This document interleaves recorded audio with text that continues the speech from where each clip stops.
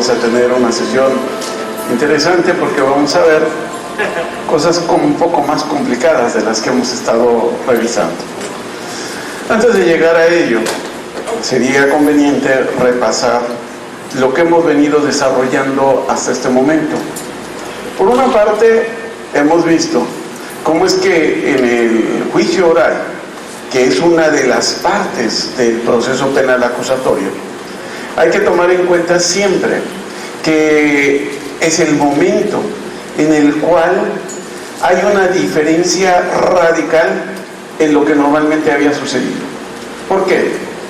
¿Se acuerdan ustedes que cuando teníamos el artículo 16 de la Constitución en 1917, el grado de prueba que se requería para que se librara la orden de aprehensión, ¿cuál era? ¿Qué se necesitaba probar? Nada, probar nada.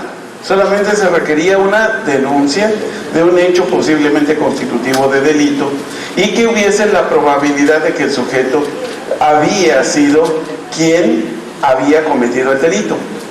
Era para el auto de formal prisión cuando requeríamos comprobar que existía el cuerpo del delito, para que entonces, comprobado el cuerpo del delito, y si era probable que el responsable o era el imputado, por tanto se podía mantener presa a una persona ya por un periodo prolongado.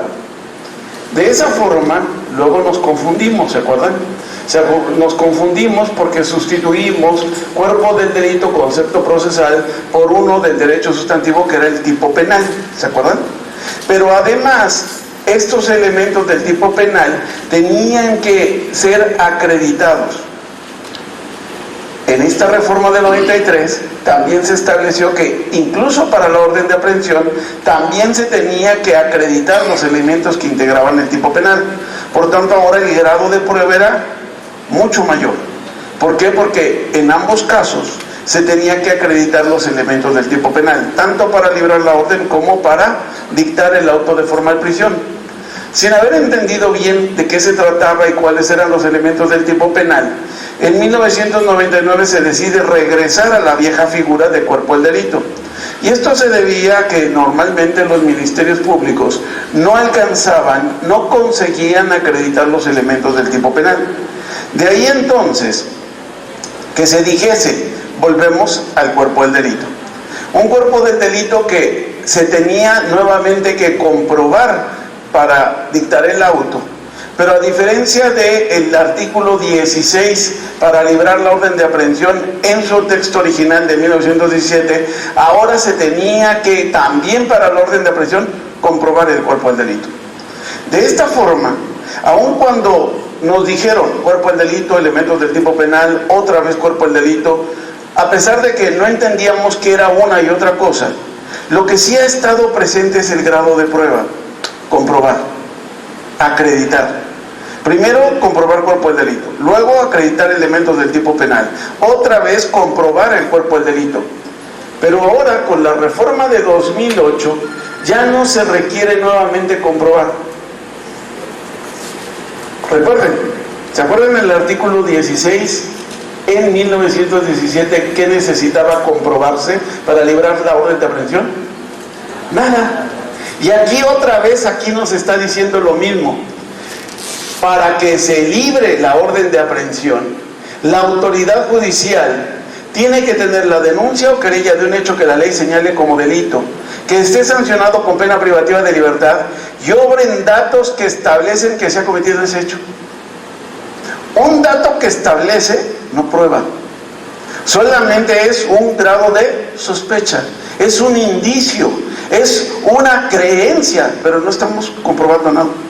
Ya no me dice ni comprobar ni acreditar, solamente datos que establezcan. ¿Se acuerdan que yo les dije que era necesario recordar la historia para ver qué errores habíamos cometido, para ver si no estábamos volviendo a lo mismo? Y aquí ya les estoy demostrando que estamos en el artículo 16 volviendo a lo mismo que decía el texto original de ese artículo 16 en 1917. Es decir, 100 años después volvemos a lo mismo. para, nada más que ahora, en 1917, para dictar un auto de formal prisión, ¿qué necesitaba tener comprobado el juez? El cuerpo del delito. Y después, en la reforma del 94, se decía acreditar los elementos del tipo penal. Con la reforma del 99, comprobar el cuerpo del delito. Es decir, siempre, para dictar un auto de formal prisión, se tenía que comprobar algo. Pero con la reforma de 2008, también esto de comprobar se elimina. Es decir, si en la Constitución de 17 tenía necesidad de comprobar el cuerpo del delito para el auto de formal prisión, pero para librar la orden nada, ahora resulta que en la reforma de 2008, tanto para librar la orden de aprehensión como para dictar el auto de vinculación a proceso, no necesito probar nada. Nada. Me está diciendo que este acto de vinculación a proceso tendrá que el juez expresar el delito que le impute el acusado, el lugar, tiempo en que se expresará el lugar, tiempo y circunstancias de ejecución, así como los datos que establezcan que se ha cometido el hecho que la ley considere como delito. Otra vez, dato que establece. Un dato que establece no es una prueba. Ya no necesito probar nada, ni para librar la orden, ni para dictar el auto de vinculación a proceso. Este es un gran cambio, porque ahora nos quitaron la comprobación de las cosas. ¿Para qué? Para hacerle más fácil la vida al Ministerio Público. Porque se establecía que era muy complicado que el Ministerio Público pudiera, en un plazo tan breve, 72 horas, era muy difícil que el Ministerio Público pudiera reunir todos los elementos de prueba que comprobaran algo. Nada más que fíjense, aquí hay ministerios públicos, ¿no? Levanten la mano, por favor. Ok, tenemos como mínimo 5 ministerios públicos. La práctica, salvo la mejor opinión de los ministerios públicos y quienes han tenido que intervenir con ellos, es la siguiente. Como me pedían acreditar algo, cuerpo del delito, o elementos del tipo penal, o otra vez cuerpo del delito, lo que hacía durante la integración de la averiguación previa era recabar elementos de prueba, ¿sí o no? En eso consiste la averiguación previa. Recabar todos los elementos de prueba que me lleven no solamente a comprobar el cuerpo del delito, sino también a establecer la probable responsabilidad. ¿Estamos de acuerdo? Cuando un ministerio público presenta estas pruebas ante el juez y el juez le libra la orden de aprehensión, o como dicen en la jerga, se la obsequia, ¿ya? Somos bien generosos, ¿no? Obsequiamos órdenes de aprehensión. Un obsequio es un regalo, ¿no? Pero se la obsequia. Una vez obsequiada la orden de aprehensión, con esos elementos de prueba que sirvieron de base para este acto judicial, ¿qué efecto tiene normalmente en el auto de término? Es decir, un juez que libró la orden de aprehensión, después de las 72 horas, ¿cómo va a ser su resolución? ¿Va a dictar auto de formal prisión o auto de libertad por falta de elementos? Normalmente, a una orden de aprehensión se sigue el auto de formal prisión. Sería incongruente con la resolución judicial que ya que libró la orden, luego diga, ah no, siempre no, se va libre. Normalmente los autos de libertad por falta de elementos para procesar se dan cuando hubo una detención, no con orden de aprehensión, sino simple cuando fue en flagrancia. ¿Cierto? ¿Vamos bien? ¿Estamos de acuerdo hasta acá? Sí. Segunda parte. Si los elementos de prueba me fueron suficientes para que el juez, 1, me librara la orden, 2, dictara el auto de formal prisión, durante el proceso, normalmente el Ministerio Público aporta mayores elementos de prueba, ¿sí o no? A veces. ¿Pero cuántas veces de 100? Casi nunca. Muy pocas. Muy pocas, ¿por qué? Porque está claro, si me libró la orden de aprehensión, si me dictó el auto de formal prisión, con las pruebas que le estoy presentando, es más que suficiente para llegar a una sentencia condenatoria. ¿Es la práctica o no? Y no estoy hablando solo de Guerrero, Michoacán, el Estado de México, es en todo el país. Así es en la práctica. Por lo cual, entonces ya se tiene una idea fija. Una vez que yo tengo elementos de prueba que me permitieron tener la orden de aprehensión y el auto de formal prisión, ya no me necesito preocupar para nada hasta llegar a la sentencia.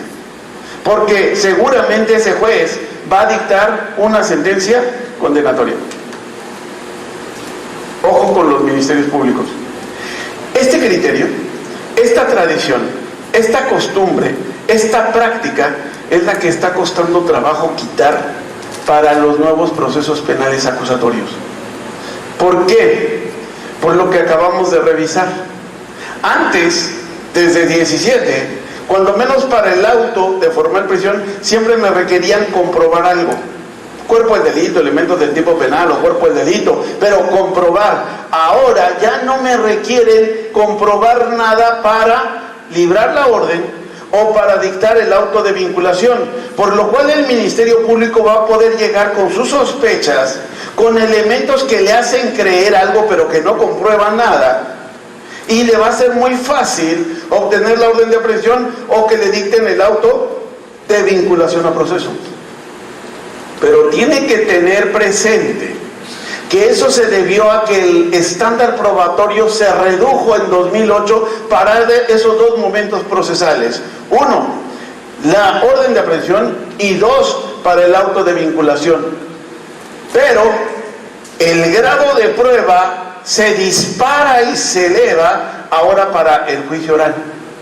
Porque ya en el juicio oral, cuando el Ministerio Público llega y presenta su teoría del caso, sobre todo en los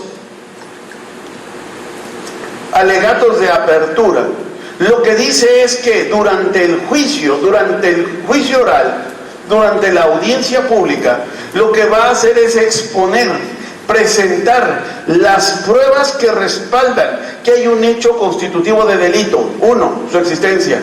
Ya no que se considere o datos que establezcan, sino las pruebas que determinan que efectivamente hay un hecho que sucedió. Y que de los elementos de prueba que va a desahogar durante la audiencia de juicio oral, va a demostrar que el sujeto al cual está acusando es el responsable de la comisión de ese delito. Es decir, ahora en la audiencia de juicio oral es cuando el Ministerio Público realmente tiene que comprobar, que acreditar. Ya los elementos de convicción, diríamos, los elementos de convicción, los elementos que establecieron que se había cometido el hecho y que el sujeto imputado es probable responsable, ya no van a ser suficientes para que durante la audiencia de juicio oral, una vez concluida, con esos elementos iniciales sea suficiente. Ahora las pruebas que va a aportar el Ministerio Público durante la audiencia de juicio oral tienen que ser tan contundentes que deben poder uno, esclarecer los hechos. Dos, dejar claro que el sujeto imputado, acusado, es verdaderamente el responsable de la comisión de ese delito. Si ustedes recuerdan el caso Rubí que yo les puse, se darán cuenta que esto fue lo que adoleció en la acusación del Ministerio Público, porque el Ministerio Público había obtenido la orden de aprehensión para detener a Barraza, ¿verdad? Lo había obtenido. Sus elementos de prueba también le sirvieron para poder que el juez le dictara el auto de vinculación a proceso con prisión preventiva.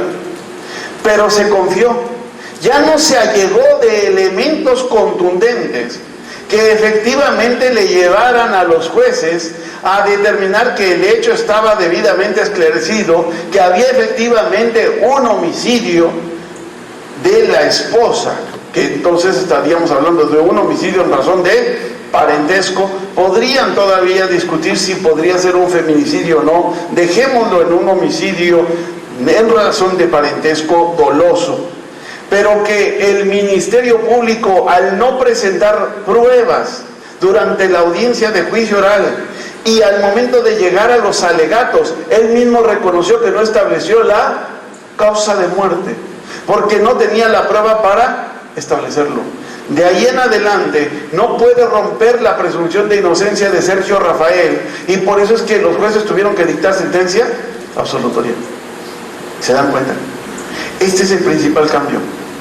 Este es el principal cambio y hay que tomarlo en cuenta. La prueba, o los elementos, mejor dicho, que me llevaron a obtener una orden de aprehensión, un auto de vinculación a proceso, no son suficientes para poder presentar mi teoría del caso y sostener una acusación sólida.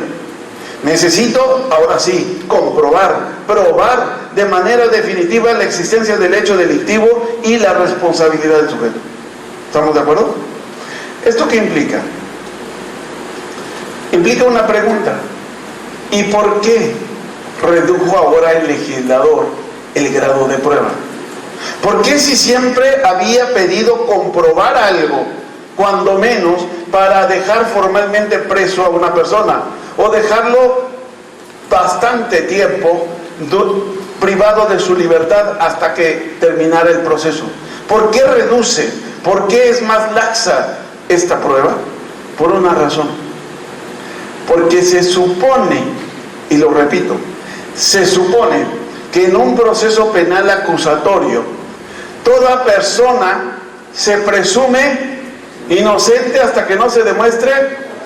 Por lo tanto, mientras no se demuestre lo contrario, esa persona que se presume inocente debe ser tratada como inocente. Y los inocentes están en libertad, no en prisión. Por ello es que un verdadero proceso penal acusatorio se basa en la siguiente idea: se vincula a proceso a la persona, pero se le dan todas las medidas cautelares necesarias para que pueda enfrentar ese proceso sin estar privado de su libertad. En un proceso penal real, en un proceso penal acusatorio donde se sigan realmente los principios que le establecen, la libertad como máximo baluarte del ser humano tiene que ser protegida. No se debe lesionar esa libertad hasta que no se le haya comprobado debidamente que él es el responsable de la comisión del delito. Por ello es que normalmente en los países desarrollados solamente hay 3 excepciones por las cuales una persona vinculada a proceso va a ser privada de su libertad, es decir, va a tener que estar en prisión preventiva. 1, cuando hay peligro de que el sujeto se sustraiga de la acción de la justicia, peligro de fuga. 2, cuando el sujeto muy probablemente va a entorpecer el proceso si está en libertad. Y 3, cuando hay peligro para la víctima u otras personas. En ese caso, si la libertad del sujeto que va a ser procesado, que está siendo vinculado a proceso, genera ese peligro para la víctima u otras personas, solo entonces se justifica que quede en prisión preventiva. Son las únicas limitantes a esa idea de presunción de inocencia, trato como inocente, en todos los países que tienen ese proceso penal acusatorio, excepto México. En México, el artículo 19 recoge lo que acabo de decir. El Ministerio Público solo podrá solicitar al juez la prisión preventiva cuando otras medidas cautelares no sean suficientes para garantizar la comparecencia del imputado en el juicio, es decir, hay peligro de que se fugue. 2, cuando esta libertad implique un perjuicio en el desarrollo de la investigación, o cuando esto se haga para proteger a la víctima o a los testigos o a la comunidad. Las 3 excepciones por las cuales una persona será privada de su libertad mientras enfrenta el proceso penal están recogidas en el 19. Hasta ahí íbamos bien. Nada más que en la reforma constitucional se incluyó esta segunda parte de este segundo párrafo. Esto no está en otros países, ¿eh? Dice, el juez ordenará la prisión preventiva oficiosamente. ¿Qué significa oficiosamente? De cajón, siempre dictará prisión preventiva en los casos de delincuencia organizada, en los casos de homicidio doloso, en los casos de violación, secuestro, delitos cometidos con medios violentos como armas y explosivos, así como delitos graves que determinen la ley en contra de la seguridad de la nación, el libre desarrollo de la personalidad y de la salud. Es decir, casi todos. ¿O no? Casi todos. ¿Qué quiere decir esto? Con esta segunda parte del párrafo segundo del artículo 19, lo que está haciendo el legislador mexicano es dar al traste con todos los principios fundamentales del proceso penal acusatorio. Porque en realidad está generando que no se presuma la inocencia del sujeto, sino que se le está tratando ya como delincuente, con un problema bien claro. El grado de prueba para dejar en prisión a una persona que ha sido vinculada a procesos es nulo, porque ya no me requiere comprobar nada. Con puros datos que establezcan, es decir, con sospechas, ya el sujeto en cualquiera de estos casos va a quedar va a quedar vinculado a proceso con prisión preventiva. Ya no va a ser el estándar que está en todos los países, donde la prisión preventiva es la última medida cautelar que los jueces toman normalmente. En aquellos países hay una serie de medidas cautelares que implican que el sujeto sí goza de su libertad, enfrenta el proceso y de esa manera, ¿verdad?, la presunción de inocencia se hace valer. Veamos. Una medida cautelar, presentación de una garantía económica suficiente. Caso del Estado de México. Un conductor de un autobús de pasajeros va conduciendo, de hecho creo que fue cerca de aquí,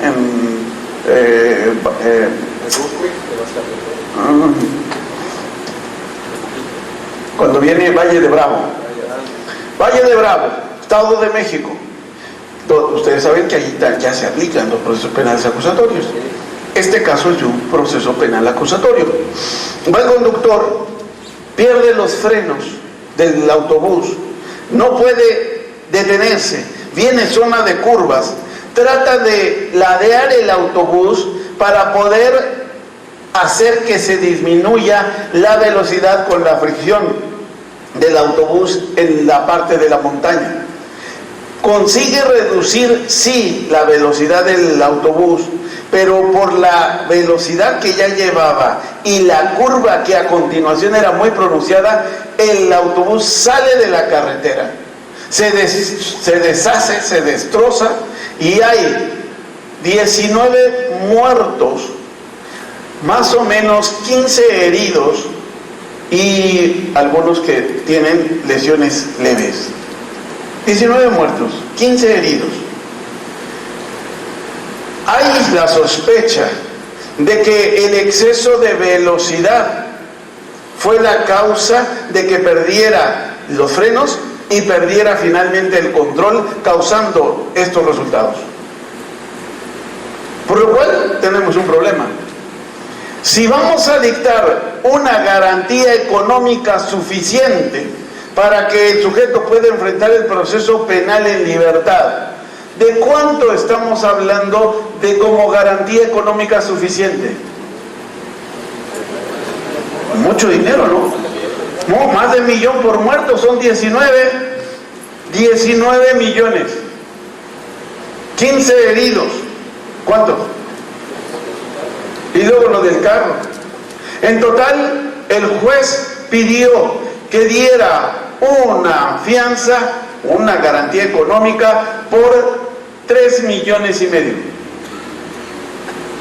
3,5 millones. Barato. ¿Sí? ¿Lo puede reunir el chofer? No, no. ¿Es correcta o incorrecta la resolución del juez? ¿Perdón? Incorrecta. ¿Por qué? Sí, es mucho. Sí, ya sabemos que es mucho. En esto va a radicar la argumentación del abogado. En esto radica precisamente el conocer, el saber los principios de este proceso penal acusatorio. ¿Qué alegarían ustedes? Además de decir es demasiado dinero y mi cliente no lo va a poder reunir.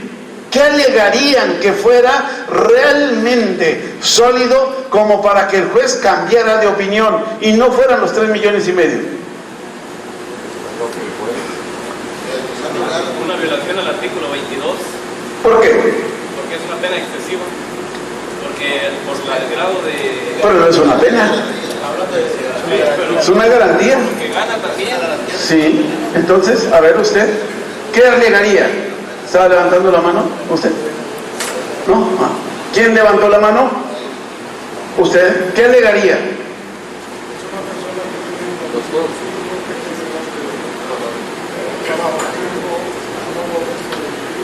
Usted es una buena persona. Además, el vehículo, por ley, tiene que tener un seguro que cubra todo eso.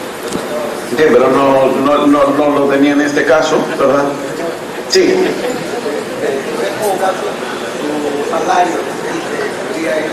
Sí, o sea, tendría que ser la base del salario. Pero ¿qué le dirían al juez que le haga cambiar de opinión? Primero, es algo exorbitante Sabemos que es mucho dinero. pero en determinado momento se ubicaría en la situación del salario. ¿Pero por qué? Eso es lo que yo quiero, que se ubique conforme al salario, conforme a lo que él gana. Exactamente. Eso es lo que yo quiero. Pero lo que quiero hacer es darle los argumentos al juez para que no tenga de otra que allanarse y hacer lo que yo le estoy pidiendo, reducción sustancial. Una persona en primera nunca ganaría una cantidad para que Ese razonamiento está bien. sí, para quitar esa cantidad. Pero sí, es muy difícil que alguien junte todo ese dinero. Solamente que vaya con el amigo, tiene una aseguradora, una afianzadora, ¿verdad? Sí, Tanto por ciento. pero yo lo que estoy pidiendo es el argumento, el fundamento. El fundamento, Puede ser en ese caso comprobar que el conductor no es el responsable del accidente. pero eso va a ser materia del proceso. ¿Verdad? Por eso todavía no pueden eso. Aquí lo importante es que el artículo 20, tienen que plantárselo así, su señoría, el artículo 20 del Código de Procedimientos de la Constitución Política de los Estados Unidos me dice que de los derechos de toda persona imputada es a que se presuma su inocencia. Si usted me establece una garantía de 4,5 millones, me está estableciendo esto no como una presunción de inocencia, no lo está presumiendo inocente porque me está pidiendo que garantice la reparación de un daño que todavía no se ha determinado si el sujeto es responsable o no. Está siendo tratado no como inocente, sino como culpable. Primer fundamento de la Constitución que tiene que hacer valer, porque resulta que esto se convierte en un derecho humano y la reforma que se dio en junio de 2011 señala que, de acuerdo con lo establecido en la Constitución, todo en los Estados Unidos mexicanos, todas las personas gozarán de estos derechos humanos, por lo cual todas las autoridades, entre ellas usted, tiene la obligación de promover y respetar, proteger y garantizar esos derechos humanos, ese derecho humano a la libertad que tiene mi defenso, por lo cual no se le puede tratar como culpable, tiene que presumirse su inocencia y su acto de autoridad tiene que ser en esos términos, como inocente, no que garantice como responsable de un delito que todavía no se le ha probado que cometió, que se la quite el juez. Segundo,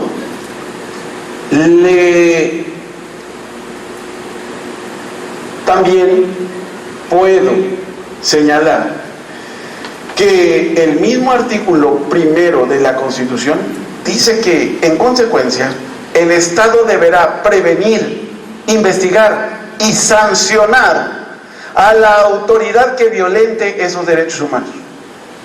Por lo cual, señor juez, si usted determina y deja fija esa resolución en donde está pidiendo una garantía tan elevada, estaría violentando derechos humanos y por tanto tendría usted que responder como autoridad de violentación de ese derecho humano de presunción de inocencia. ¿Lo están amenazando? No, le están dando a conocer las consecuencias de sus hechos. ¿Por qué? Porque de esto se trata el nuevo proceso. Si un caso como este se lo llevan a la Corte Interamericana de Derechos Humanos, les pagan hasta la risa. ¿Por qué? Porque eso constituye una violación a derechos humanos. ¿Se dan cuenta de la implicación? ¿Se dan cuenta de la fuerza? ¿Se dan cuenta de las armas que vamos a tener de aquí en adelante?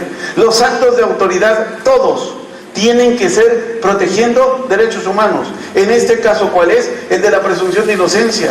En este caso, entonces, tiene que ser tratado como inocente y no se debe hacer nugatorio ese derecho, por una razón.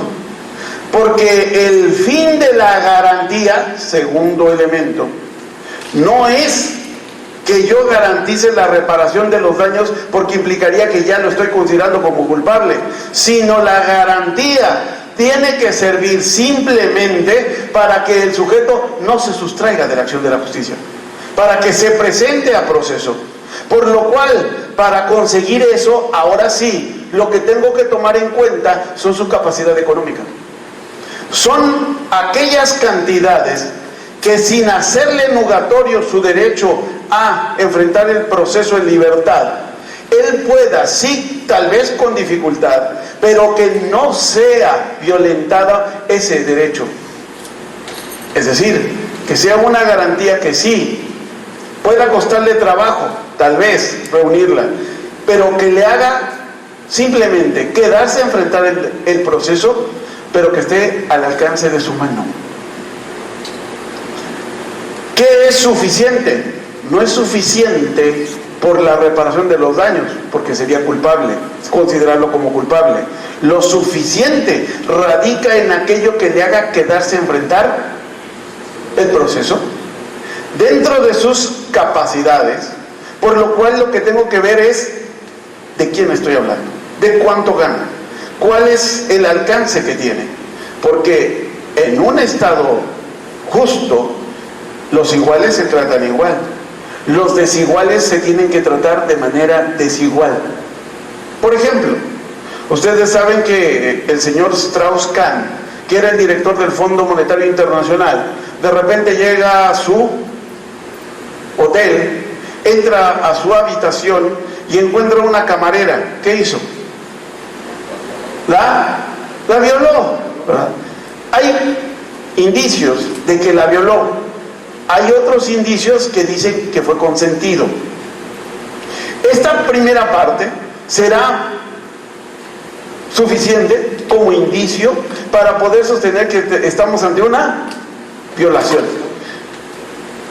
Hay que tomar en cuenta incluso que en las violaciones hay un criterio de la Corte que dice que negativa contra imputación en un supuesto de violación, ¿qué prevalece?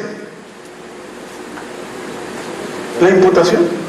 La imputación, es decir, sin pruebas, basta con que alguien diga me violó para que con eso ya se considere como los datos que establezcan y sean suficientes para librar la orden, también como para vincular a proceso. Y ahora la misma Constitución me dice que en los casos de violación, por una imputación de violación al sujeto, ya el juez tendrá no solamente que dictar el auto de vinculación, sino que además tendrá que dictar con prisión preventiva.